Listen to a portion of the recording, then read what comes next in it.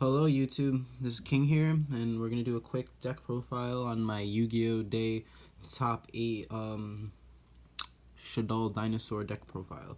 So I probably messed that intro up, but I don't care enough. So we'll just go right into it. We're gonna do the quick deck profile, start off with the monsters. So I played 3 Soul Eating Oviraptor. He's your Stratos, your Foolish Burial, and or your Foolish Burial. He can destroy level 4 lower dinosaur monster on the field, special summon a dinosaur from the graveyard, so he's kind of monster born. Also, that's basic, and he's level 4, he's dark. That's like the only really things that are really relevant to him, in my opinion. I play 3 Miscellaneous Saurus because he's back at 3. He's a hand trap where I could discard him to make my dinosaurs unaffected by activated effects during the main phase. And then I can banish him and dinosaurs equal to whatever level of a dinosaur in my deck and special summon him that said dinosaur. So normally I banish 4 dinosaurs, special summon Oviraptor, get a search, or whatever the case I need. I never really summon anything other than him off of that effect. Then I play 3 Ultimate Conductor Tyranno, the best boss monster in the deck. These are the 9 most essential cards in the main deck. Most of the time, if your opponent can't do anything, you summon Ultimate Conductor Tyranno with whatever else type of hand you have, and you just win just because you have overwhelming attack, the effect to destroy a monster on the field or in the hand, and book moon all your opponent's monsters, and then be able to attack every single monster they control is really devastating to a lot of decks that, because right now the format is in a weird stale stage where if you have it, you have it, and if you don't, you don't, and it's kind of weird because sometimes both players will end with I don't have the most optimal hand and I can only do certain parts of my combo, and end with 1 negate or a couple back row and a monster. This deck goes out the way and doesn't give a fuck about any of that. If your opponent cannot stop you, you're more than likely winning that turn because you opt to go second, OTK them. That's basically the idea of the deck. And Ultimate Conductor Tyranno just helps with that because he's 35 and he's a light, not a dark, which a lot of people literally do not know. For whatever reason, they don't even bother to look, they just assume. But then I play 2 Prank-a-Tops. I probably should play 3, but I've been playing 2. I don't want to see it too often in the opening hand because I'd rather see other cards. If I need him, I can special summon him or search him out. If I see him, I see him. If I don't, I don't, kind of thing. And he's only really relevant in the Sky Striker matchup. Sometimes in like Salaman Greats, he's relevant. But other than that, I don't really use him too much in the in the Orcus matchup. Unless I just need an extra 27 beater. He's just a beat stick, or I pop something that like a Boros or something that they may have, or I bait out IP Masquerade. He's definitely useful. I'm not saying he's not great, but I just wouldn't see me playing 3 in the main deck, at least at the moment. But I could see it. I just don't like it, maybe. The 1 Giant Rex, because when he's banished, you get a free special summon. And the rank 4, he's a rank level 4, which is relevant. He's just the only thing I really don't like about him. He can't attack, but whatever, attack directly. But he's good. He does his job literally very well. I play the 1 Dogran, like a mad flaming kaiju, because he's a dinosaur, and he's so good. Any problem I ever have, I just kaiju it, and then I just run it over with Conductor Tyranno, or I can use Prank-a-Tops to pop it if it's a really awkward scenario. But other than that, like, he's so good. And then there was a game in Regional where I evolution pilled him out. He was the only level 7 or higher dinosaur I had left. And it just got me there against pendulums, and that pendulum player dropped after that, from what I understood. But anyways, I play the 1 Petit Pterodon. I'm probably gonna put the second one back in, but in this version, I really don't see a point to play the other baby because all the monsters I want to be special summon are level 4 or higher. So either the high, like honestly, in my opinion, you always obviously want the Oviraptor to get the search or the dump, whatever you need to continue your combo. But in a scenario where you're just trying to go for like not necessarily game, but a more healthier position. I go and Prankatops, and yeah, he can't attack because of the petite Pterodon, but it's just an extra body that will pop a monster or a back row, and especially in the Sky Striker matchup, it's very, very useful because this deck only really loses to negations. I mean, not really negations, but overwhelming negations. And then them being able to retrieve all their stuff off of multi-roll and like engage and Kagari and all that shenanigans is just really annoying. But I feel like if I open optimally, I can win the matchup, which I have. Overtex, one Overtex Quaddalus. Literally, I've only ever summoned him once off his effect, which was last night, and that was just in testing. And other than that, I summoned him off a Life Evolution Pill. The reason you play him is because we're playing, again, the Shaddoll package. So you dump him off of Shaddoll Fusion and summon a Winda, and then you get the Evolution Pill. Or you can, or if you have him, open him in hand, you could use Ultimate Conductor Tyranno to pop him and special summon. Or you could use the Field Spell effect if you were to use your baby and you need a way to get a Conductor Tyranno and you already got your Oviraptor negate, or you don't have a way to get Oviraptor's effect, or it's already been infinite or permed or something like that. Then you could use that, pop this, and deck because you use the bait. You have to protect the field, the token from the field spell. You pop him and then he gets a search because you send from a card effect. You get Evolution Pill, and then that'd be really cool. Other than that, he's really good. I don't feel like I'd ever play 2. I feel like 2 would be cloggy, but there's scenarios where I wish I could play 2. But I would only play 2 if I'm playing pure dinosaurs. But pure dinosaurs, in my opinion, is really good. It's just not it's not as good in this specific meta right now. I mean, it could definitely survive. It's just it gets overwhelmed quick if they don't open well. But Shaddoll Dragon, Shaddoll Beast, because I'm playing the Shaddoll package. Shaddoll Dragon just for the back row removal, and the Shaddoll Beast for the draw. There was a scenario where I actually won where I set him and then the attacks and didn't expect it was him, and I book a moon my a monster on his side of the field, and then he couldn't. It was a Link monster, and then I proceeded to win the game after that. I play the one Gizmek. The reason I play the one Gizmek is because I'm trying to go for damage as fast as possible, so the extra 2450 after 35, 18, and whatever else I may have, whether it be Shaddoll monster, Fusion monster, or, anything really, because I play Super Poly and stuff like that. But he's really good. You dump him off of Foolish Burial, you send him off of Shaddoll Fusion, or if you open him in hand, it's pretty cool. I feel like he's just a really good card. He's very versatile. There's one cool combo, well, not necessarily a combo, one cool tech. I guess you can call it a combo, but you could, if you summon him on your end phase of your opponent's turn, you draw for turn, use his effect to target this card and destroy it. Like, say you normal it, use effect, banish 3 cards from your extra deck, pop this, you let it die, and then you get a special summon, so that's pretty cool. It's because, like, there's sometimes, especially in against an Orcus matchup, when you can't really target their cards to die. But then for only hand traps, I play a 2 Ash Blossom. So that's it for the monsters. I'll go straight to the spells. The deck's really fun, by the way. Really fun. You go second and just blow everyone out. So this is a little backwards. So I play 3 Lost World, and 1 Terraforming somewhere in here. Wherever it is. Yeah, it's right here. And the 1 Terraforming. The reason you play it is because you really need it in certain matchups. It's really good. A lot of your monsters are all dinosaurs besides Gizmek in the main deck, and obviously the Ash Blossom, so and the Shaddoll monsters, but you don't really use those effects. They're all going in the grave anyways. But all your non-dinosaurs was 500 attack, and then if your opponent controls a token, they cannot target and or touch. They can't target your dinosaurs basically.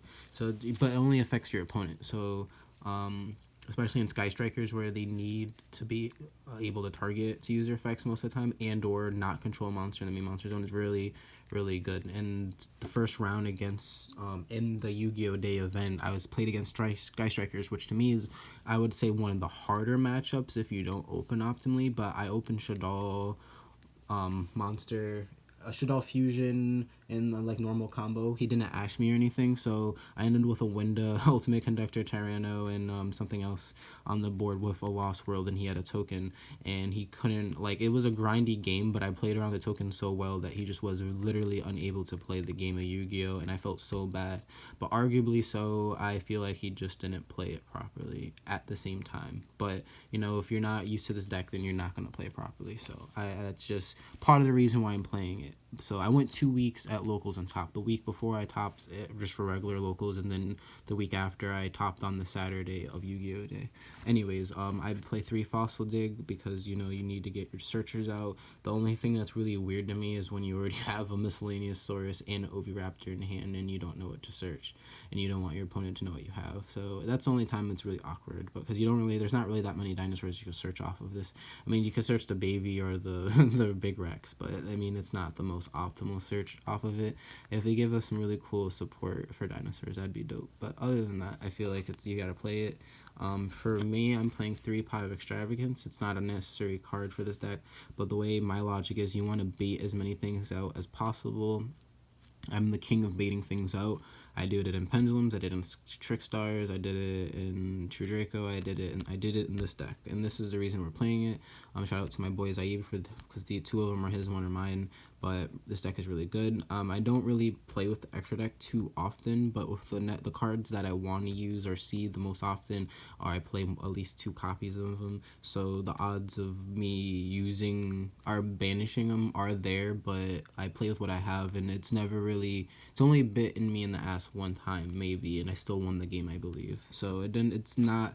Banishing your extra deck is not necessary. If anything, Gizmek is more scary because I did banish all my Conductor Tanner in this 1 game, but I did end up winning still because like I said, I used Evolution Pill and then Kaiju swung.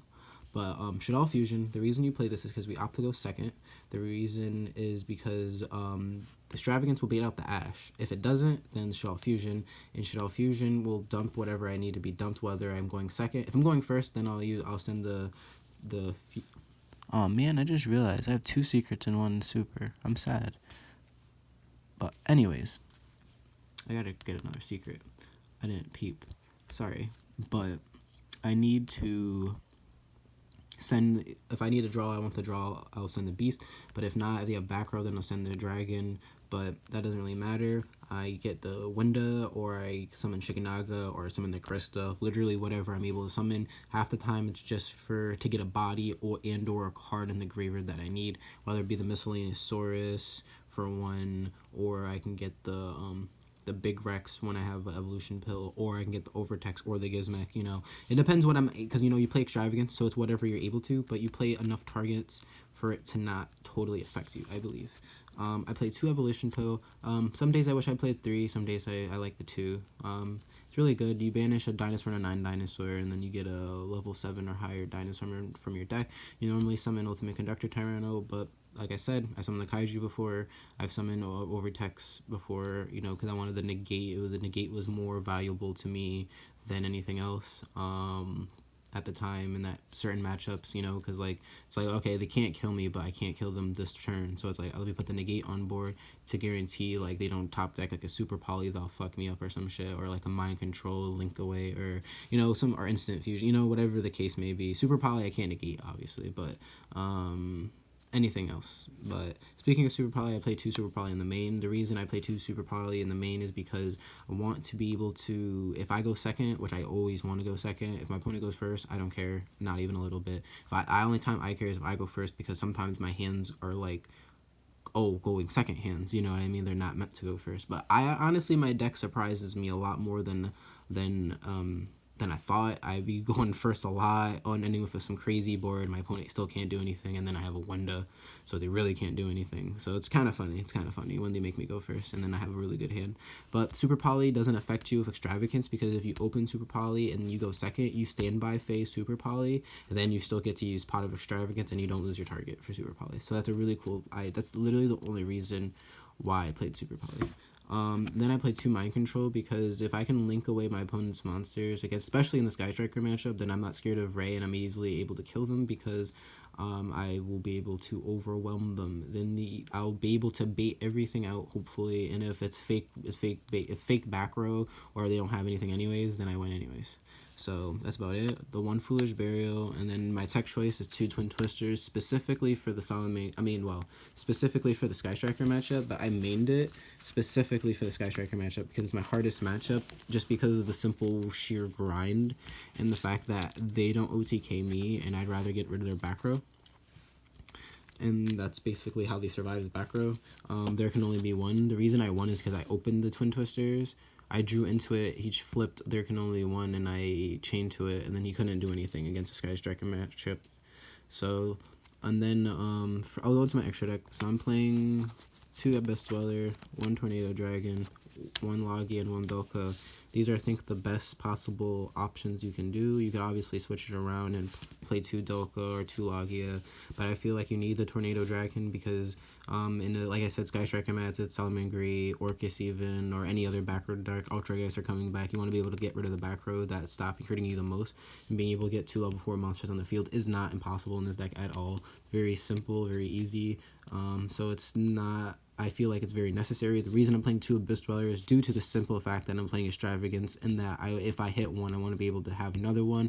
Especially for the game 1, I want to win game 1 if I can against Orcus, and I normally do. This card just blow out against them, especially against Orcus. I play... That's all my XYZs. And then for Link monsters, I play Boral Sword, Nightmare Phoenix, 1 Pentastag, and then 1 B-Cop. The B-Cop could be literally any other generic lane too. It could be the land thing that goes down. It could be the Psyframe Omega, the Psyframe Link monster. This could be also IP Masquerade, but I didn't really care for it. I just need a generic Link too. It's pretty cool. And then Boral Sword, literally unnecessary. Only we used it once ever. Phoenix is useful. I haven't been able to kill someone with Pentastag yet, but it's OTK in there somewhere, so it's cool. Then I play the Starming Venom and the Chimera Tech for Super Poly, and then 2 Winda, and then Grista, and then the 1 Shiganaga for the Shaddoll fusions. Basically, these should be all self-explanatory. I feel like this is ideally the most logical extra deck you can go. The only thing I would literally probably switch is maybe switch to this for the Boral Sword for Ouroboros, because I banish a lot of cards, and I don't really... I'm doing a lot of damage anyways, so me using a lot of resources to go into a 3k beater and not have another monster, it would be really butt for me, and that's why I don't go into it off, because it's just not very optimal. But in some cases it is, because I can mind control their stuff, and then they have a Link too, and then I only use 2 monsters, and I make him in with my Ultimate Conductor. It's 3k 35 3k, and that's game. So it's there, it's useful, but the only thing I'd probably switch it for is maybe yeah, like I said, Ouroboros, because I get like a whole bunch of attack for banish cards, especially in like certain matchups where like the Orcus matchup, and then they don't expect me to go into that. Then I have like a 7k monster, so that'd be dope. Because it'd be like, I want to play Infinity Tyranno, but it's just I'm grinding too much to worry about him. This isn't if I wanted to worry about a monster that gets really high though, like 1 monster, a normal summonable monster, I'd play Grandmanger. But anyways, for the side deck, 2 Cosmic Cyclone. I'll tell you what I use after I show you everything. 2 Evenly Match, 2 Vanity's Fiend, the 2nd Kaiju, 2 Red Reboot, 2 Lost Wind, and then 3 Lancia. The only things I really ever use are the Lancia, the extra Kaiju, and the Galaxy Cyclones. These are the cards I've ever really side in. I side in the Evenlies, but I never get to see them. And then half the time, I don't know, the one time I used it, it didn't change anything. Like, I got rid of 1 card, and it was really stupid.